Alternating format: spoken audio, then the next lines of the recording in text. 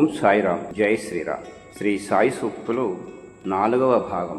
నా సాయి బంధువుల కోసం జీవితం ఎలా నడుస్తుందో నన్ను ఆందోళన వద్దు, ఎలా బ్రతకాలా అని బెంగటిల్లకు, వ్యర్థమైన భవిష్యత్తు ప్రణాళికలు రచించకు.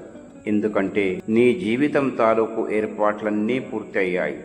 అందరిలో నన్ను చూడు, ప్రార్థనలో వివేకాన్ని చూపు, నాపై నమ్మకముంచు, సర్వత్రా నేను ఉన్నాన్ని నమ్ము, నిరంతరం నా సాయాన్ని కోరు. ఎక్కడ ఎప్పుడు త్రికరణ శుద్ధిగా నా గురించి ఆలోచిస్తావో ఆ క్షణమే నా ఉనికి నీకు కనిపిస్తుంది. నేను ఎక్కడో ఉంటానని అనుకోకు. నా గురించి చిత్తశుద్ధితో చేసిన నీవు చేసిన ఆలోచనలోంచే నా ఉనికి పుట్టుకొస్తుంది. నీకో నిజం తెలుసా? నీ ఆత్మకు మరణం లేదు, నీ శరీరానికి మాత్రమే మరణం ఉన్నది. అందుకనే శరీర కోరికల్ని చంపుకో. మరణం లేని ఆత్మతో మమేకంగా ఆ సత్యాన్ని తెలియచేసేందుకే నేను భూమిపై మానవ రూపంగా నడయాడుతున్నాను. నన్ను ఆనందపరచడమే నీ లక్ష్యం కావాలి. నీ చుట్టూ ఉన్న సమస్త జీవరాశిని సంతోషపరిస్తే నువ్వు నన్ను సంతోషపరిచినట్టే. నేను వచ్చింది నిన్ను ఆశీర్వదించడానికే, నేను వచ్చింది ఇవ్వడానికే. నీ బంధాల్ని, ఆవేదనను నాకు వదిలిపెట్టు. నిన్ను నువ్వు తెలుసుకో, ఆపై నన్ను, నా జీవితాన్ని గ్రహించు.